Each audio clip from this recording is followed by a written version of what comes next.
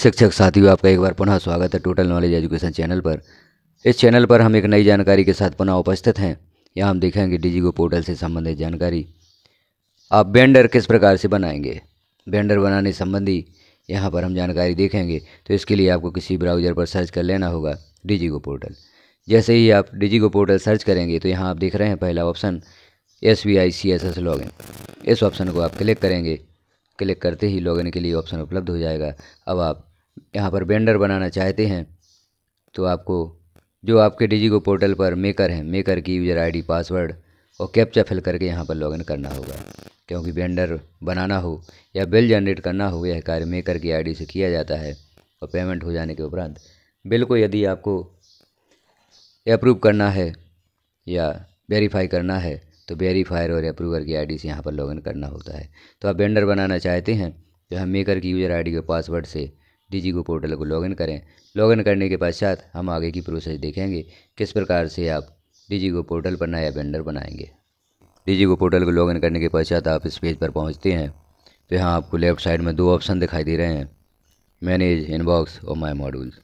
और ऊपर जो आप देख रहे हैं बजट एलोकेटेड, फंड एलोकेटेड, यहाँ पर जो बजट आपके विद्यालय को प्राप्त हुआ है, फंड जो अभी शेष है वह शो हो रहा है और कितना आप खर्च कर चुके हैं आज की तारीख तक, वह जानकारी भी यहाँ पर शो हो रही है, फंड शो हो रहा है। और जो बिल प्रोग्रेस में है, जो बिल जनरेट किया जा चुका है, पेमेंट के लिए शेष है, वह भी जानकारी यहाँ पर 2340 रुपये के रूप में शो हो रही है। तो हम लेफ़्ट साइड में देखते हैं ऑप्शन मैनेज इनबॉक्स माई मॉड्यूल। अब आप नया वेंडर बनाना चाहते हैं, नए वेंडर को पेमेंट करना चाहते हैं तो यहाँ पर आपको क्लिक करना होगा माई मॉड्यूल। माई मॉड्यूल को आप जैसे ही क्लिक करेंगे अगला पेज ओपन होगा। अब वहाँ हम देखते हैं वेंडर बनाने की प्रक्रिया, किस प्रकार से आप वेंडर यहाँ पर बनाएंगे। अब हम लेफ़्ट साइड में फिर देख रहे हैं कुछ ऑप्शंस ओपन हुए हैं, यहाँ एडमिन और वेंडर मैनेजमेंट। तो आपको वेंडर बनाना है, नया वेंडर आप बनाना चाहते हैं तो वेंडर मैनेजमेंट पर आप क्लिक करेंगे। वेंडर मैनेजमेंट को जैसे ही आप क्लिक करते हैं तो ऑप्शंस हाइड हो जाते हैं। अब यहाँ पर आपको पुनः क्लिक करना होगा, जो माई मॉड्यूल्स लिखा हुआ है यहाँ एरो का जो चिन्ह है, इस एरो को आप क्लिक करेंगे, ऑप्शन पुनः आपके सामने आ जाएंगे। अब सेकंड ऑप्शन यहाँ पर शो हो रहा है manage vendor pending with PFMS। अब यहाँ आप नया वेंडर बनाना चाहते हैं तो जो सेकंड ऑप्शन या इस ऑप्शन को क्लिक करने के बाद फर्स्ट ऑप्शन जो ओपन हुआ है इसे हम क्लिक करेंगे। अब यहाँ हम देख रहे हैं जो नई जानकारी ओपन हुई है manage vendor pending for validation. यहाँ आप वेंडर बनाना चाहते हैं, वेंडर बनाना चाहते हैं तो यहाँ पर दो ऑप्शन, एक आपको सर्च दिखाई दे रहा है, एक ऐड वेंडर दिखाई दे रहा है। तो हम नया वेंडर बनाना चाहते हैं। यदि पूर्व में बने हुए वेंडर को सर्च करना चाहते हैं तो आप जो ऊपर जानकारी दी गई है यहाँ पर जानकारी भरकर आप वेंडर को सर्च कर सकते हैं। और यदि आप नया वेंडर बनाना चाहते हैं तो नीचे जो ऐड वेंडर का ऑप्शन है इसे आप क्लिक करेंगे। जैसे हम ऐड वेंडर क्लिक करते हैं पेज ओपन होता है। अब यहाँ पर आपको सर्वप्रथम वेंडर टाइप सेलेक्ट करना होगा, आप किस प्रकार का वेंडर बनाना चाहते हैं। यहाँ पर वेंडर टाइप को हम क्लिक करते हैं तो पर्सनल, कॉमर्शियल, इंस्टीट्यूशनल और NGO, चार ऑप्शन ओपन हुए हैं। अब आप किस प्रकार का वेंडर बनाना चाहते हैं। यदि आप किसी वेंडर को उसके व्यक्तिगत नाम से वेंडर बनाना चाहते हैं तो पर्सनल सेलेक्ट करें।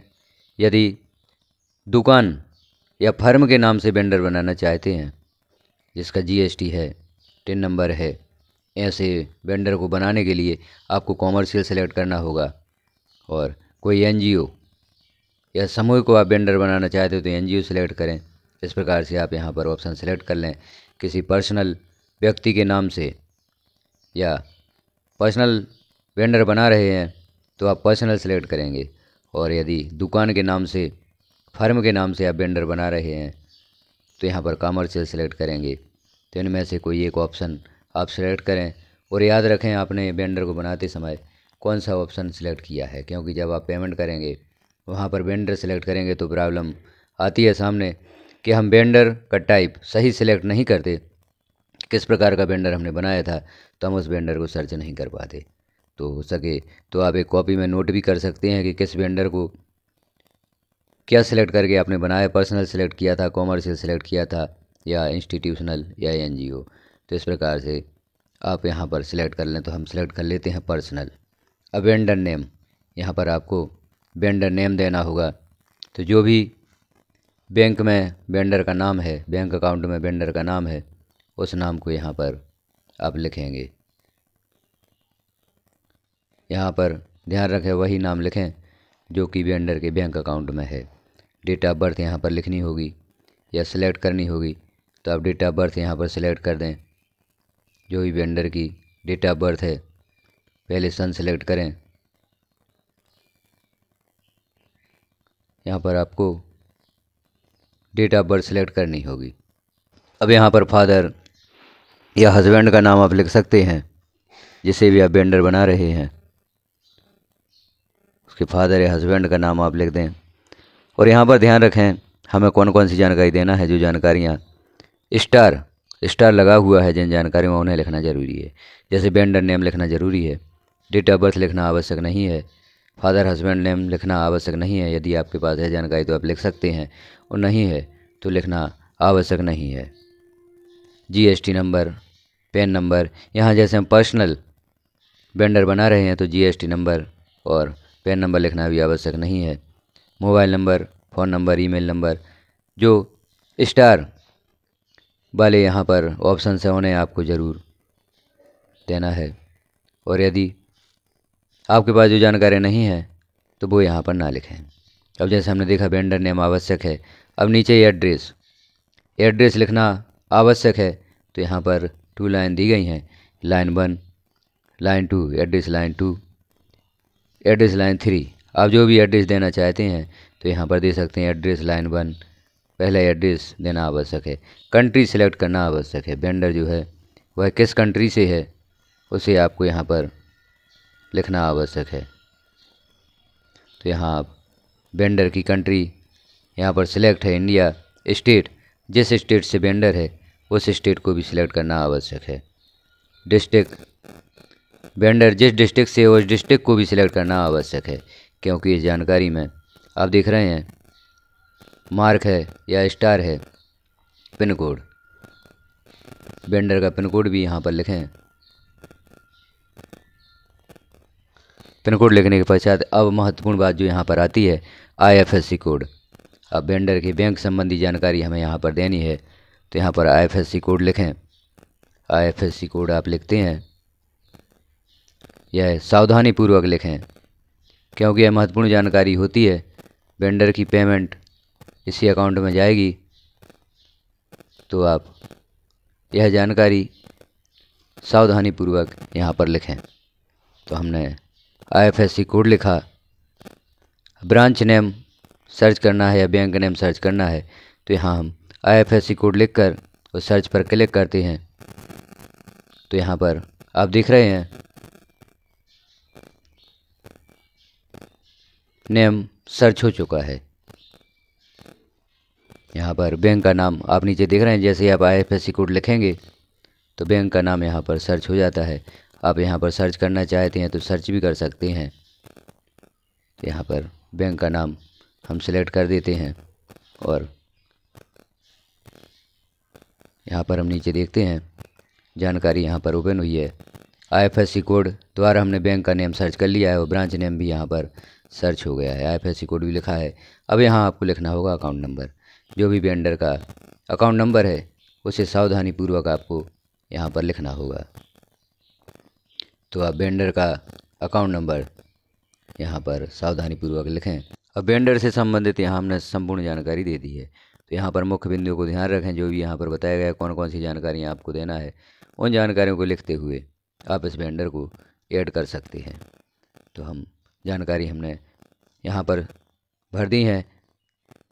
वेंडर का नाम, वेंडर का बैंक अकाउंट नंबर, यह ऐसी जानकारियाँ हैं जिन्हें आपको सावधानीपूर्वक यहाँ पर भरना होगा, क्योंकि जब आप पेमेंट करेंगे, वेंडर को सर्च करेंगे, तो जो अकाउंट आपने यहाँ पर दिया है उसी अकाउंट में वेंडर के पैसे जाता है।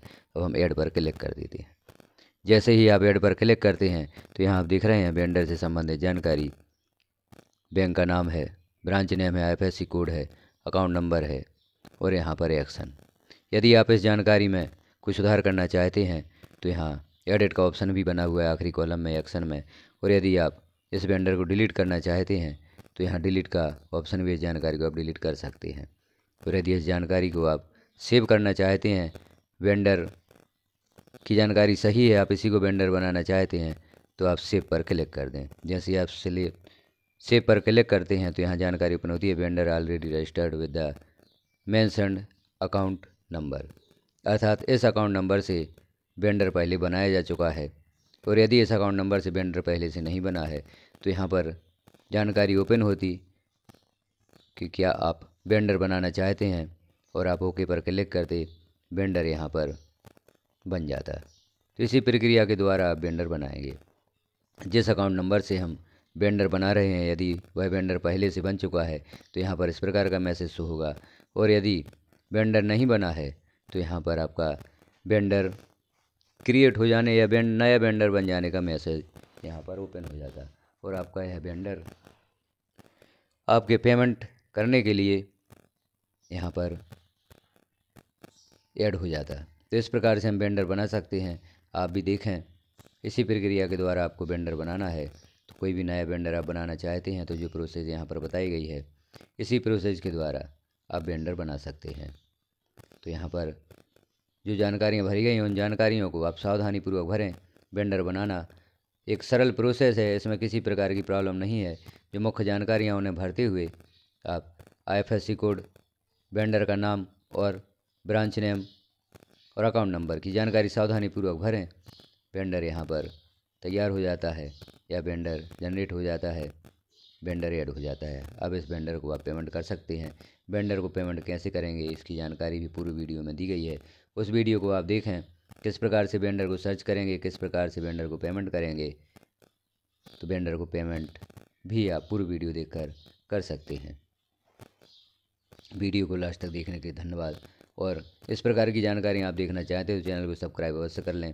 बेल आइकन को क्लिक कर ऑल पर प्रेस कर दें, ताकि जैसे ही कोई महत्वपूर्ण जानकारी चैनल पर पब्लिश की जाती है तो नोटिफिकेशन के रूप में आपको प्राप्त हो सके।